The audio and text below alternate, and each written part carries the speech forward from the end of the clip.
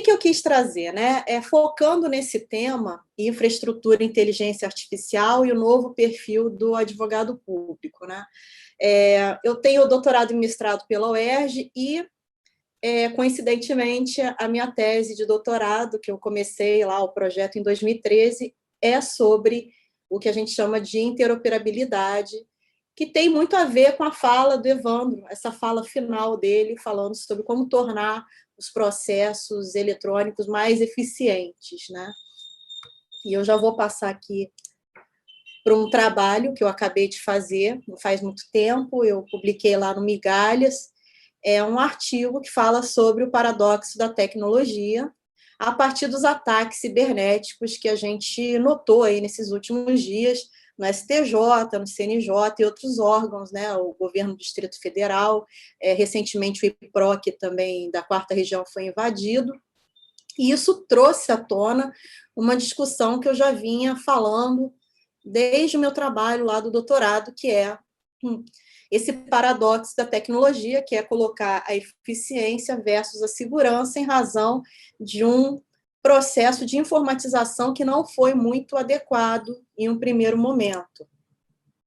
Essa expressão paradoxo da tecnologia eu trouxe de um estudo interdisciplinar a partir de uma obra, eu até recomendo que todos leiam, Donald Norman, que fala sobre o design do dia a dia. Então, ele fala sobre esse fenômeno de que, às vezes, os objetos eles não são desenvolvidos com o melhor planejamento. E, em razão disso, às vezes, a gente se sente culpado por não conseguir usar um aparelho ou empurrar uma porta corretamente, quando que o problema está no objeto. E ele fala dessa necessidade de prototipar melhor esses projetos, né? Esses produtos, esses objetos. E isso aí tem tudo a ver com a eficiência, a tecnologia, que é o objeto do nosso estudo aqui, né? Porque esse fenômeno do paradoxo da tecnologia, ele traz uma contradição em termos, que é o seguinte: ao passo que a tecnologia ela veio para facilitar a sua vida, quando ela é utilizada ou implementada de maneira inadequada, o efeito é justamente o contrário.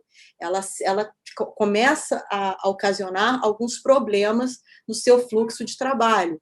Então, por exemplo, a rede cai, né? O sistema sai fora do ar. Aí você fica perdido, fica às vezes aguardando o sistema voltar e com isso você acaba atrasando o seu trabalho. Ou, que é o que eu defendo lá da interoperabilidade, você tem que lidar com 300 plataformas diferentes no judiciário, cada uma você tem que fazer um cadastro, cada uma tem um layout diferente do outro.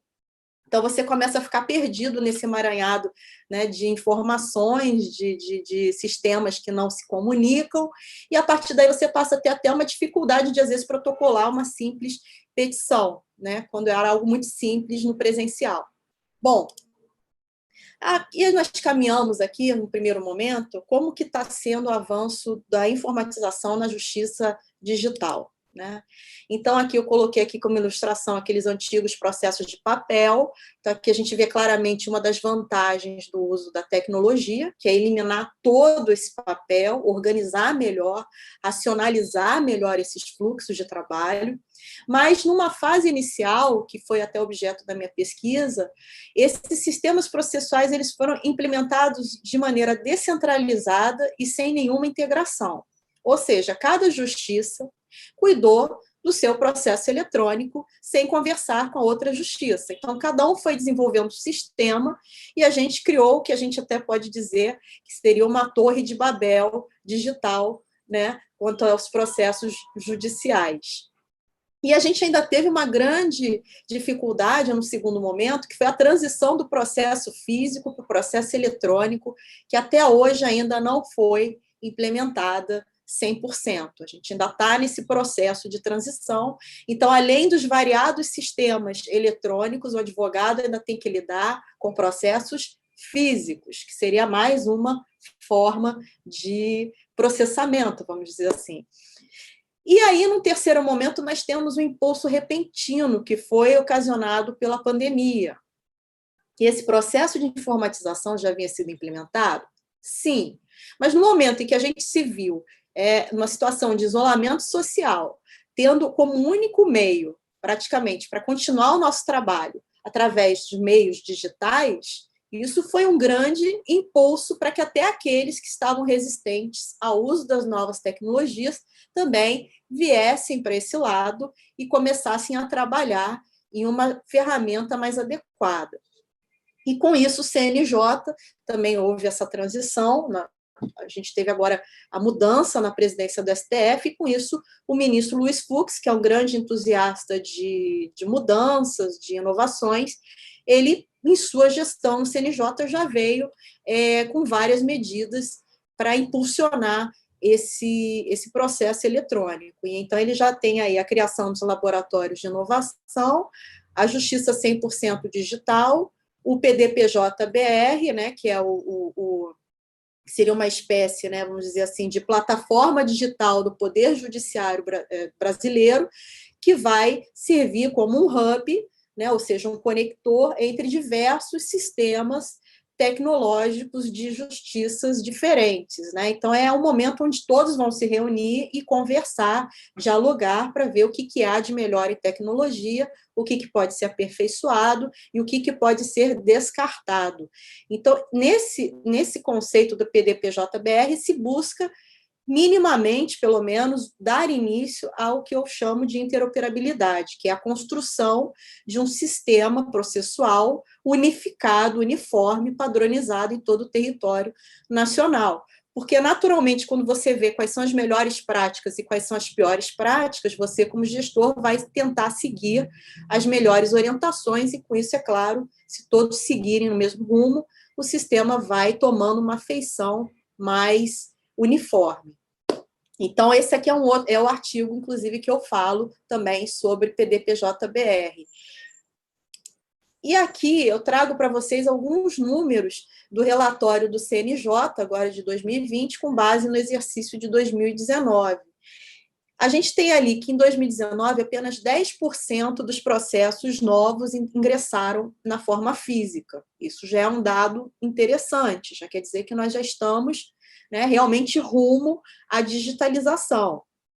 Em um ano, ingressaram 23 milhões de novos processos eletrônicos. Então, em 11 anos, se registraram 131,5 milhões de casos novos em formato eletrônico.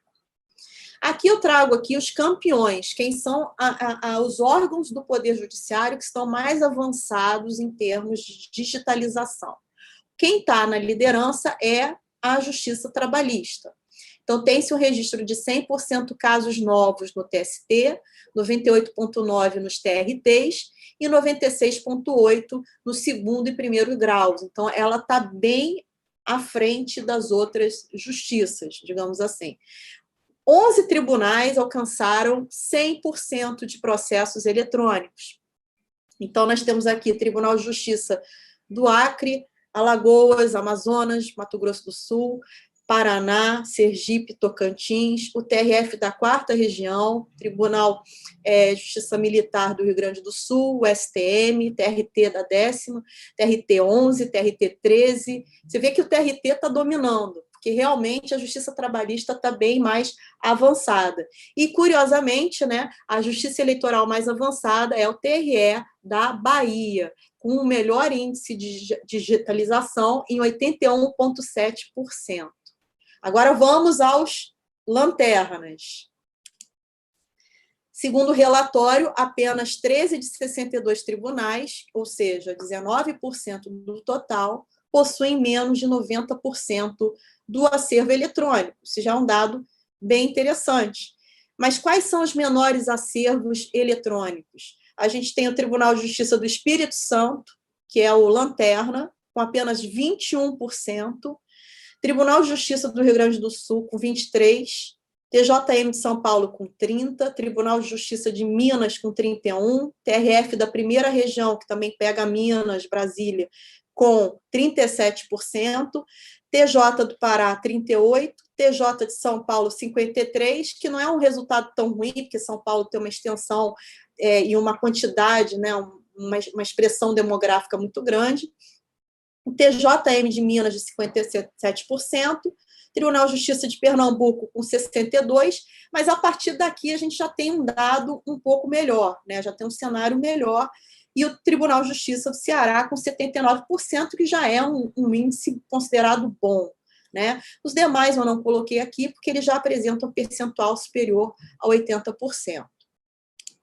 Bom, e aí, feita essa exposição sobre esse panorama da justiça digital, a gente vai para o assunto em si, que é a infraestrutura e a inteligência artificial. E o que a gente pode oferecer com a inteligência artificial para a melhoria da infraestrutura? Primeiro, é uma releitura da figura do advogado público, que a gente vai ver. Outro é uma releitura também sobre o sistema de compras públicas, né, relativo especificamente ao TIC, né, tecnologias da informação e comunicação, as smart cities, que inclusive o colega Evandro falou muito bem, tudo aquilo que ele falou lá, né, da rodovia lá de três caminhos, de 3 pontos, né, sendo que uma você pode inverter, isso tudo faz parte desse conceito de smart cities, assim como também se verificar a luminosidade em razão do local onde você está, você pode implementar um sistema de economia de energia elétrica, conforme as especificidades do local. Ele falou muito bem também sobre os smart contracts, que tem tudo a ver com essa possibilidade de um aparelho eletrônico automaticamente detectar a falta de insumos e já disparar a compra automaticamente. Então, isso tudo faz parte desse conceito. A gente também fala aqui sobre as redes de telecomunicações, a melhoria nesse fluxo de dados e de informações, que tem tudo a ver com gestão de dados e informações, que é o tema lá do meu trabalho sobre interoperabilidade, que é essa troca mais facilitada de informações entre órgãos e também entre entidades particulares, públicas, que seja. Depois a gente também tem que ter uma melhoria com relação à alocação de recursos e de pessoal, estudo com base na inteligência artificial e, por fim, a criação dos escritórios de inovação. Então, vamos ver aqui cada um desses pontos. Primeiramente, a gente começa com a figura do advogado do futuro. Todo mundo fala em advogado 4.0. Tem gente que odeia essa expressão. E o que quer dizer o advogado do futuro, considerando o uso aqui da inteligência artificial e qual o papel dele para a infraestrutura?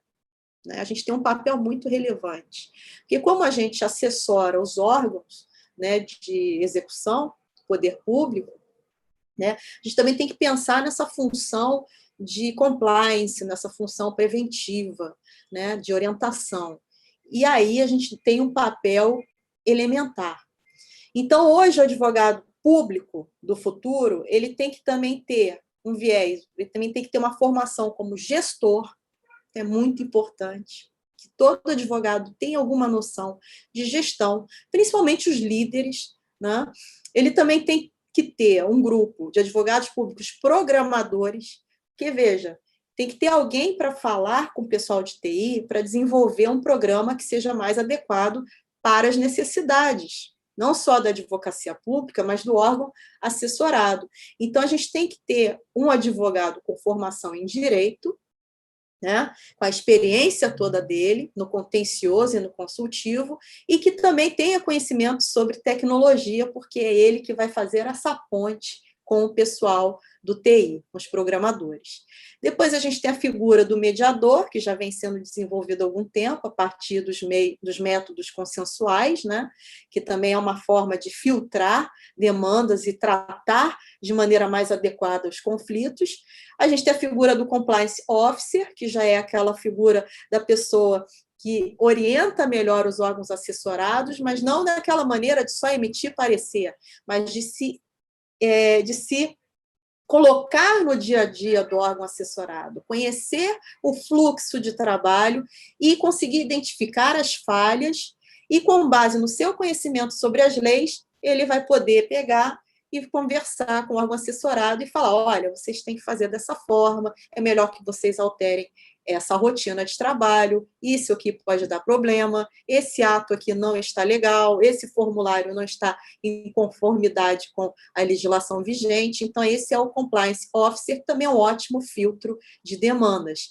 E, por fim, o estrategista, né, é uma figura de um novo advogado público que vai traçar estratégias com base nos seus conhecimentos jurídicos e também na realidade dos órgãos assessorados, como bem o Evandro falou, por exemplo, o desenvolvimento de Smart Cities teria a figura do advogado público estrategista ali junto para fazer ali um planejamento de gestão.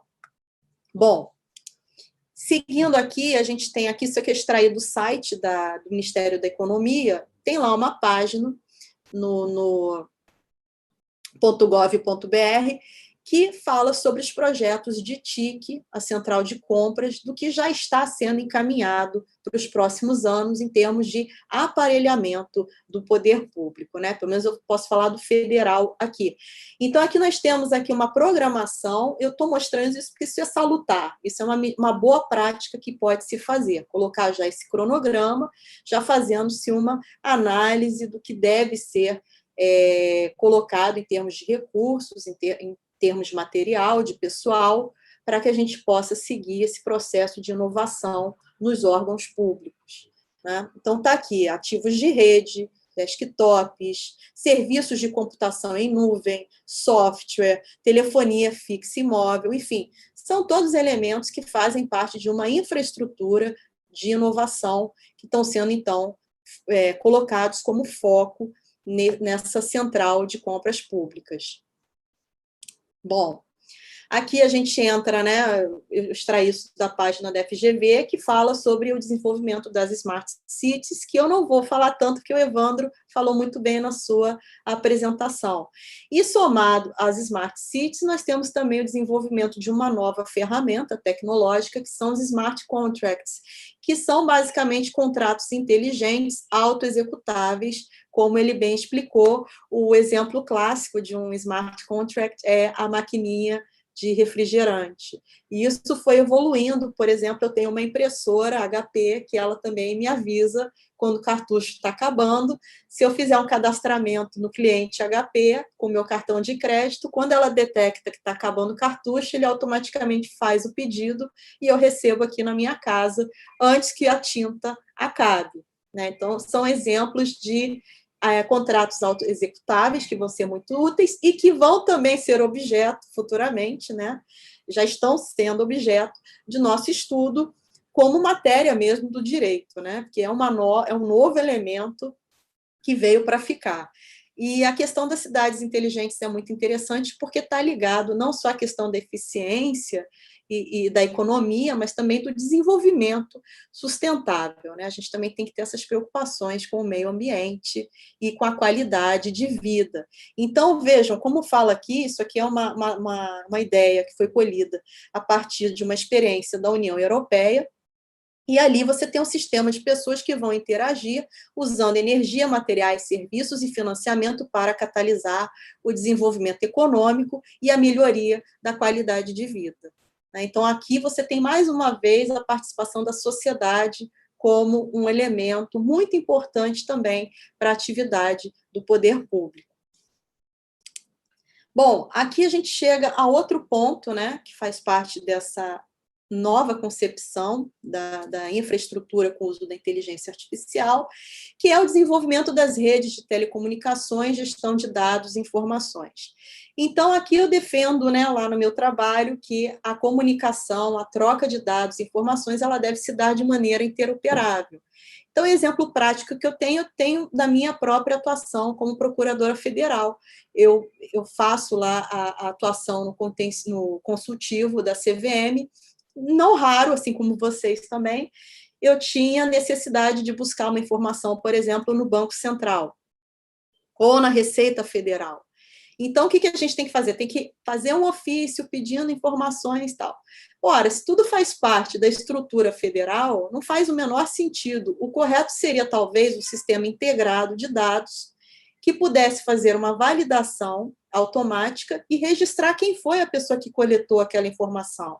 Então, por exemplo, eu precisando da informação no Banco Central, aparece lá que a Cristiane, no dia tal, na hora tal, pediu a informação relativa ao dado Y, ele já emite essa informação, valida, certifica, e eu já tenho em mãos o documento para instruir o meu processo ou o meu parecer.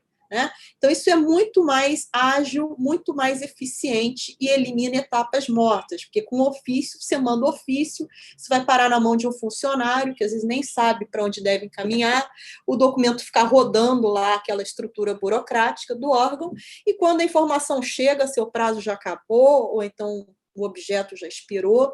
Então, a gente tem que melhorar essa troca de informações. Isso vai gerar maior eficiência, maior celeridade. Isso tem muito a ver com o processo de desburocratização. Hoje a gente já tem a criação de uma secretaria dentro do Ministério da Economia que trata só de governo digital, desburocratização e inovação, que é justamente para dar impulso a isso. A gente também tem aspectos relacionados a dar maior transparência e também facilitar a fiscalização exercida pelo controle externo, que tem a ver com o que a gente chama de accountability. E com isso, a gente vai gerar um aumento do nível de confiança nas instituições e o aumento do nível da confiança nas instituições, não só pelos nossos cidadãos, mas pelo cenário internacional. Isso vai gerar automaticamente um maior aquecimento na economia. E com isso, é claro, a gente vai ter uma maior racionalização sobre o que a gente espera em termos de políticas públicas. Isso também o Evandro falou. O uso da inteligência artificial, através da troca de informações de maneira eficiente, promove o quê? Uma melhor alocação de recursos, gastos e investimentos em políticas públicas. Então, às vezes, o gestor, coitado, ele está lá meio que petrificado pelos percentuais ali, do que o direito financeiro fala, olha, você tem que alocar 8% na educação, 12% em saúde, e às vezes a realidade do local onde ele está não requer um investimento tão grande, por exemplo, em carteiras. Eu já ouvi falar, gestor que joga fora a carteira porque não tem mais onde comprar, tem que gastar 8%, tem que comprar carteira nova, jogar carteira velha, em vez de, por exemplo, alocar esse recurso, isso aí também é um engessamento que a gente tem normativo, de alocar, por exemplo, o melhor recurso para pagar melhor professor. E pagando melhor professor, você teria melhores profissionais na educação. Isso seria muito mais eficaz, muito mais eficiente do que ter carteiras novas todos os anos. Isso não faz o menor sentido. Então, para dar essa maior racionalidade na alocação, a gente pode contar com o uso da inteligência artificial. Inclusive, hoje, nos tribunais de contas, já se tem notícia desses dados. Eles coletam os dados de todos os municípios, por exemplo, nos estados, formam lá um grande Big Data, jogam isso lá numa planilha, lá no sistema de inteligência artificial, e ele diz exatamente aonde que deve ter um maior investimento, dentro, é claro, desse engessamento normativo financeiro que a gente tem, né? Bom, aqui a gente tem também ainda, voltando lá para o relatório do CNJ, um diagnóstico sobre a interoperabilidade, né, nesse relatório de 2020. E aqui eu achei muito interessante, porque o primeiro relatório que eu fiz sobre a interoperabilidade de processos no Poder Judiciário foi muito ruim o diagnóstico. Mas eu percebi que não mudou muito de lá para cá. Então, vejam aqui a diversidade que a gente tem de sistemas. A gente tem o PJE em 20%, que foi, inclusive, eleito, né, como o sistema oficial. E aí, o que acontece? Pela resolução 185, o que o CNJ fala? Olha, o sistema oficial aqui é o PJE, mas o tribunal pode adotar outro sistema, mas ele deve seguir o nosso Manual Nacional de Interoperabilidade, que tem ali algumas diretrizes para essas plataformas. E aí, por exemplo, eles adotam outros sistemas, como, por exemplo, o SAGE, 19%, ProJude, 7%, IPROC, 7%, TEMES, 2%, outros não identificados aqui, 17%, e autos físicos, 27%. Então, vejam, um advogado que, por exemplo, queira atuar nacionalmente, ele vai ter que lidar fatalmente com essa diversidade de sistemas. Isso não é produtivo, né? Isso... Já estou no fim, estou correndo, vou correr. Aqui é o cenário, rapidamente, quando eu fiz a pesquisa, isso aí, bem antigo, né, gente? Isso em 2015, e essas cores representam um alto grau de diversidade, que é indesejado. Aqui a gente tem um problema sobre insegurança nas redes, que eu já falei lá do ataque cibernético. Isso se deve em razão da falta de uma infraestrutura adequada, ausência de pessoal capacitado, principalmente. A gente não tem pessoas capacitadas para fazerem a segurança nas redes. A gente tem que correr atrás disso. E o aparelhamento inadequado, que, como a gente viu lá no sistema de compras públicas, está tentando ser remediado nesses dias, né, nos próximos anos. Mas a burocracia não permite que isso seja feita do dia para a noite, né? Isso vai demorar um pouquinho. Aí, diante dos ataques cibernéticos, o CNJ imediatamente também correu, tomou uma medida e implementou, através da portaria CNJ 242, um Comitê de Segurança Cibernética do Poder Judiciário. Destaco aí para vocês o artigo 4º, que traz a definição do que são considerados ativos de TIC, né, de Tecnologia da Informação e Comunicação. Aqui a gente tem sugestão do uso de várias tecnologias. Dentre elas, eu gostaria de destacar o uso da blockchain, principalmente para a segurança cibernética. Aqui é a forma como a blockchain ela pode funcionar. Você tem sistema centralizado, descentralizado. O dela é um sistema distribuído, que é, no caso, você tem vários nós dentro da rede. Cada nó dessa rede é encarregado de validar e armazenar dados dentro de uma cadeia de blocos que são informações relativas a uma transação ou uma negociação. E aqui, diversas funções sobre a blockchain, comerciais, sobre medicamentos, marketing, enfim, para vocês verem a riqueza da blockchain. Para mim, ela vai ser o futuro, né? É o assunto do momento. Aqui é como funciona a cadeia de blocos da blockchain.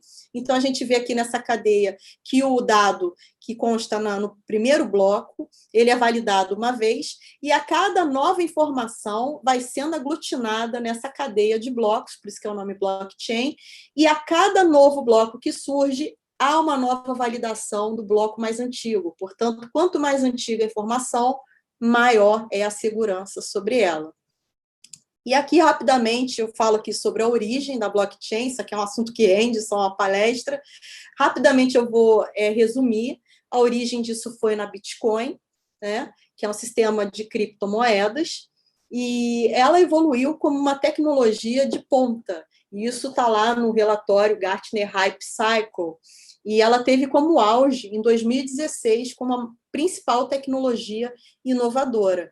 E já se fala, inclusive, na blockchain 2.0, que é uma evolução da blockchain. A gente ainda nem está acostumado com a blockchain, já estão lá fora falando em 2.0, que é uma evolução da Bitcoin através do Ripple, que passou a considerar outros ativos, como o ouro, o dólar, e a Ethereum, que também faz um link da utilidade da blockchain para os smart contracts. Então, eles já estão avançados nesse sentido. Agora, o que faz uma pessoa participar da blockchain, né? É a questão da teoria dos jogos, que a gente coloca aqui, né? Que é a possibilidade de obter recompensas e de você ter um bom desempenho a partir da observação do comportamento de outros players, de outros jogadores. Isso também eu poderia explicar mais detalhadamente, mas vamos passar aqui. E quais são os riscos e os desafios sobre o uso da blockchain? Isso tem tudo a ver com infraestrutura, gente, tem tudo a ver. É a dificuldade de regulação. Mas a gente já tem algumas experiências interessantes de regulação da blockchain, assim como também das criptomoedas, que eu vou falar rapidamente. Agora, a blockchain é maravilhosa, ela garante segurança de dados, distribuição, ela seria ótima para segurança cibernética, para validação e para agilização de negócios, principalmente no mercado financeiro, mas ela também tem algumas vulnerabilidades, então é por isso que se fala muito nessa necessidade de regular, né? Bom, aqui, gente, desse material aqui, que eu não vou falar detalhadamente, eu tenho um panorama sobre a regulação da blockchain no mercado financeiro, que já está bem avançada nesses países, né? Então, vou passar aqui. Depois, se vocês quiserem, eu compartilho esse material, tá? Não tem problema nenhum, compartilho aqui para vocês. E aqui, por fim, já chegando mais para o finalzinho da apresentação, eu vou falar sobre o pessoal e os escritórios de inovação. Então, você tem que desenvolver também programas de capacitação continuada, porque não adianta nada você ter a nova tecnologia, não ter ninguém que esteja apto para utilizá-la. Criação de laboratórios de inovação já são meios que você tem dentro de cada instituição para que pessoas da própria carreira desenvolvam novas ideias, novos projetos que possam alavancar a atividade. E, por fim, o mapeamento das unidades para alocar melhor os recursos materiais e pessoais de maneira mais racional. Outra questão é uma releitura também sobre a forma de como vocês estão cobrando, como estão sendo cobrados os editais de concursos públicos para novos servidores. Também tem que ter uma maior interdisciplinaridade. O perfil que se espera do novo servidor é outro. Não adianta mais você fazer um concurso só de direito e a pessoa entrar sem nenhuma noção de tecnologia. Então, isso também tem que ser observado, tem que ser objeto de preocupação. Novos fluxos de trabalho e desenvolvimento institucional e programas de gestão e de inteligência artificial, com auxílio, é claro, de um advogado público especializado em tecnologia. Aqui alguns casos curiosos, rapidamente 2 casos que poderiam ser evitados. Um é uma compra que foi feita de caixas acústicas que eu recebi lá na escola, que não eram compatíveis com a mesa de som e elas não se conectavam entre si. Resultado, eu tive que devolver as caixas de som por uma ausência de conhecimento da pessoa que fez essas compras públicas. Então, isso é um desperdício de dinheiro. A gente tem que evitar isso. E o segundo exemplo também foi uma compra de pacotes de Adobe completos, que são caríssimos, com recursos avançados para, enfim, várias atividades que têm a ver com design, com inteligência artificial, mas a gente não tem nenhum computador compatível no local para rodar esses programas. Eu até exagerei, coloquei um computador lá da época, né, de 1980, por aí, mas é só para ilustrar para vocês que adianta você comprar um software avançado sem ter a máquina que vá rodar aquele programa e sem ter um servidor também habilitado para usar aquele recurso tão sofisticado. Então, por isso que eu falo que a gente tem que começar pela base na infraestrutura.